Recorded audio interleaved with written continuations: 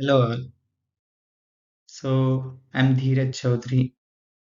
Today, we will be discussing a famous and important concept in the English language communication.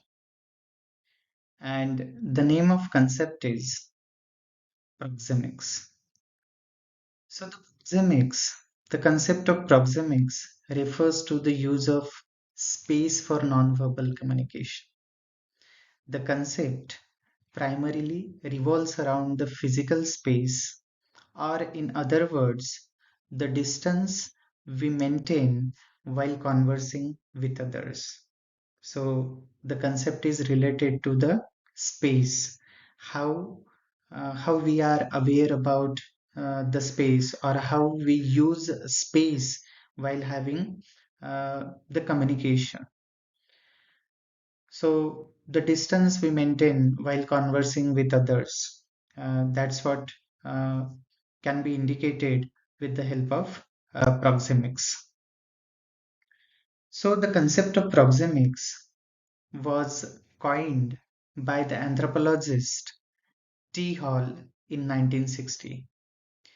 According to Hall, proxemics is the study of how humans use space to communicate non-verbally. It means how do we use space to communicate with non-verbal manner.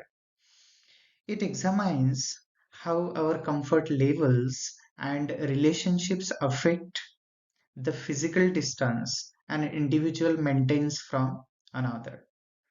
Generally, space acts as a form of language between two people or a group. As with kinesics, as we have discussed it in last lecture, we have discussed that how nonverbal cues are important in the process of communication.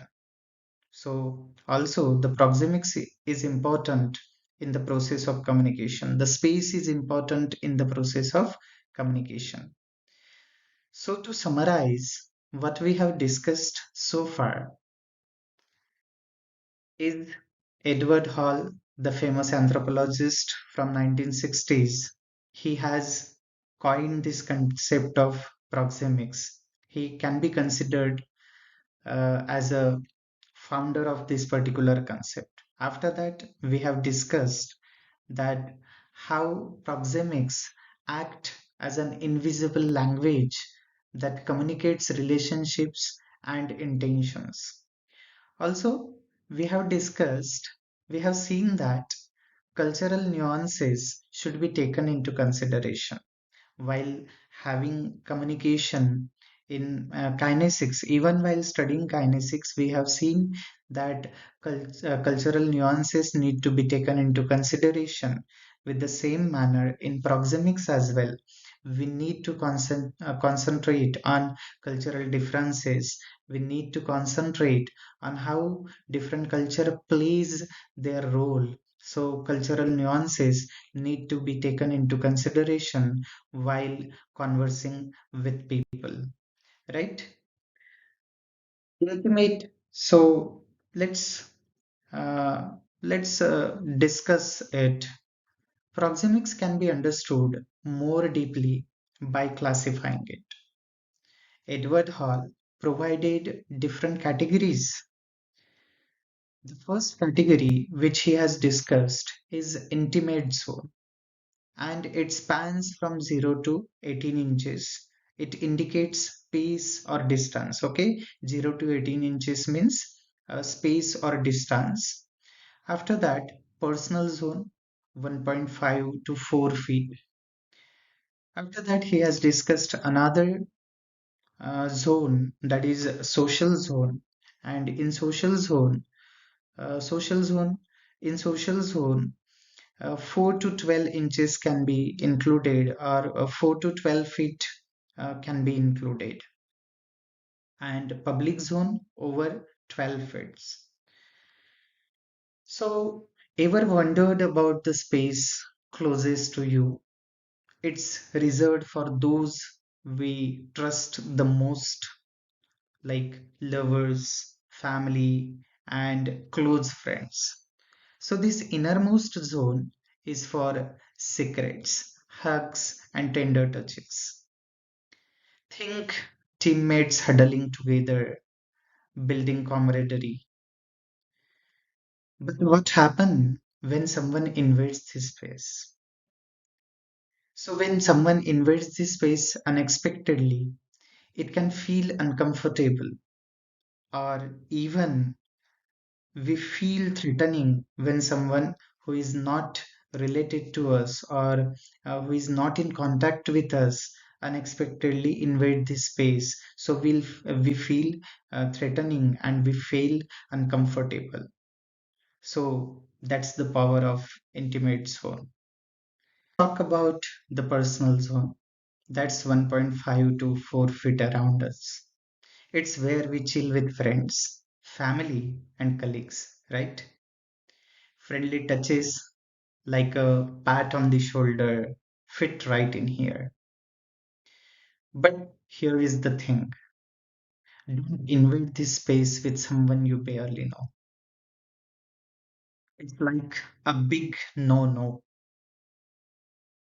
Respect people's bubbles, folks. Next is, let's discuss the social zone. Social zone typically spanning 4 to 12 feet. This distance is ideal for professional interactions, casual socializing, and conversations with acquaintances. Examples include customer service exchanges, project discussions, and networking events. The social zone strikes a balance between professionalism and comfortable communication, allowing for clear dialogue and eye contact. Notably, meeting room layouts often facilitate this distance to foster collaboration while respecting people's boundaries. Now, let's examine the public zone, typically over 12 feet. This distance is typical for public speaking, lectures, or addressing large groups. Think classroom teaching or conference presentations. The public zone conveys authority and formality, suiting one way communication. Obviously, one way communication happens here, right? To encourage the engagement, speakers can bridge the gap.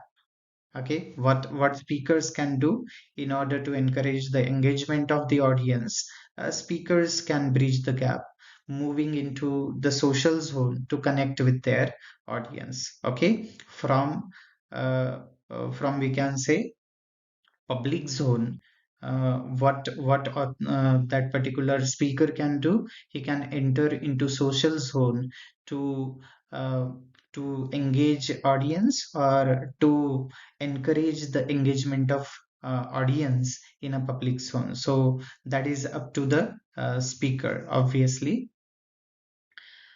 So cultural and contextual factors play a significant role in shaping our understanding of personal space. Cultural and contextual variations need to be understood. And what they do, they actually play a significant role in shaping our understanding of personal space. So let's break it down. How these cultural and contextual variations plays an important role. So let's break it down. What they do, what cultural and contextual variations do. Firstly, cultural norms dictate our comfort level with physical proximity. For instance, Latin American and in Latin American and Middle Eastern cultures, they tend to prefer closer distances, reflecting their collectivist values, emphasis on social connections. On the other hand, East Asian and Nordic cultures, what they do, they prioritize personal spaces, valuing distance as a sign of respect and privacy. Okay, so it is totally different that what Latin American and Middle Easterns do, uh, in comparison to Latin American and Middle Easterns, Asians and Nordic culture is totally different, or even we can say is totally opposite. Okay, uh, Middle Eastern culture respects privacy more than to be open. Secondly, situational adaptations come into play in crowded environments like elevators, public transit, or concerts. In these situations, what we do, we are forced into closer proximity than we would typically prefer. To mitigate the discomfort, we often adopt unspoken rules. What do we do? We often adopt unspoken rules, and those unspoken rules are like avoiding eye contact and maintaining neutral body language. What do? We avoid eye contact. We actually maintain neutral body language to manage that particular situation. Lastly, dynamic influences such as time of day, environment, and pre existing relationships also shape our perception of proxemic zones. They also create an impact on our perception of proxemic zones. These factors make personal place a fluid concept, adapting to the context rather than adhering to rigid norms. By recognizing these variations, we can navigate diverse social situations more effectively and respectfully. So, what can we do? Now, we can navigate diverse social situations more effectively and respectively if we have the sense of cultural and contextual variations, or if we are aware about the cultural and contextual variations. After this, proxemics in action. There are some examples which I have added here for the better understanding. So let's explore proxemics in action through real life examples. So consider that there is a salesman, okay, who is eager to connect. There is a salesman. The sales condition you need to consider here, and there is a salesman who is too much eager to connect, and he stands too close to a potential buyer. What is happening here? That there is a salesman and he's standing too much close to a potential buyer. But what is happening, that when he is standing too much close to the potential buyer, that particular buyer is somehow feeling that his space has been encroached. Okay, feeling encroached upon. And what is happening here? That he subtly backs away. That particular buyer subtly backs away, and he's feeling that his space has been invaded. And because of that, he's backing away, he subtly backs away, creating physical and psychological distance. This misstep ultimately leads to a lost deal. Okay, so that particular salesman, because of the encroachment of the space, because he's standing too close to the buyer, and because of this particular situation, that buyer has felt that his space has been invaded by the salesman, and because of this, what happened? He actually uh, subtly backs away, and creating physical and psychological distance. And what happened here, that this misstep of a salesman ultimately leads to a lost deal. And it highlights the importance of respecting proxemics boundaries, specifically in social life, or even we can say in real life, or in a professional setting. Okay, after this, uh, another situation is there. For example, elevator etiquettes. So here in this situation, we will be discussing that how do we how do we distances ourselves from others. Okay, for example, we are in the elevator. Okay, there are strangers in the elevator, and what do we do? This forced proximity navigate us in a crowded elevator. What it does, despite being inches apart, we maintain comfort by avoiding eye contact and remaining silent, respecting the invisible boundaries of personal space. For example, another example is there that effective leaders also leverage proxemics to convey authority and build engagement. For example, a team leader might position themselves slightly apart from the main group. And what it will indicate, it will convey the authority while remaining close enough to engage effectively, striking a balance between power and approachability. Right.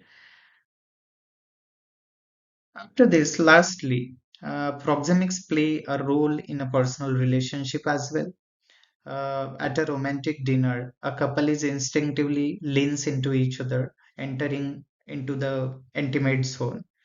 Their proximity signals deep connections, warmth, and shared affections, showcasing how physical closeness can foster emotional closeness. These examples illustrate how proxemics influences our interactions from professional deals to personal connections, emphasizing the need to navigate spatial relationships thoughtfully. So, why respecting proxemics matters? Obviously, respecting proxemics is a crucial for effective communication. Okay, it's a crucial thing for effective communication and building strong relationships. Let's break it down. So, violating personal space can lead to discomfort, anxiety, and also mistrust, hindering interactions. On the other hand, proper use of enhances nonverbal cues. Okay, proper use of space or proper use of proxemics enhances nonverbal cues. Even what it does, uh, it enhances nonverbal cues. On the other hand, proper use of space enhances nonverbal cues, leading to clearer messages and strong relationships. Right? In the workplace, respecting proxemics contributes to employees' well being, focus, and seamless collaboration. Okay, it will improve, we can say, collaborative behavior of the speaker, and it will focus on the well being, focus on the seamless collaboration. It also helps prevent misunderstanding and awkwardness as well, fostering harmonious social exchanges. By understanding and respecting spatial cues, we can communicate more effectively, right? Uh, Building trust, and we can create a more positive environment where personal or even at we can say professional places. So, proxemics plays a significant role in shaping our interactions. What it does, it plays a significant role in shaping our interactions, day to day interactions at workplace, or even we can say in a personal context or even the professional context. So, why mastering proxemics is important? It's kind of a superpower. It's kind of your invisible superpower, communication superpower. Mastering proxemics can be a game changer for effective communication. So, here is how to leverage it. Here is how to develop it. The first thing you need to understand is be mindful of zones. Adjust your distance based on relationships and context. Use space intentionally to build trust, show respect, or assert authority without words. The right distance can convey your messages more effectively than spoken words alone. Okay, if you are choosing a right distance, then it will convey a message without speaking to that particular person. By applying proxemics, you can transform interactions, enhance communications, and elevate your social and professional encounters. Start noticing and applying these cues today to unlock your invisible communication superpower. Thank you.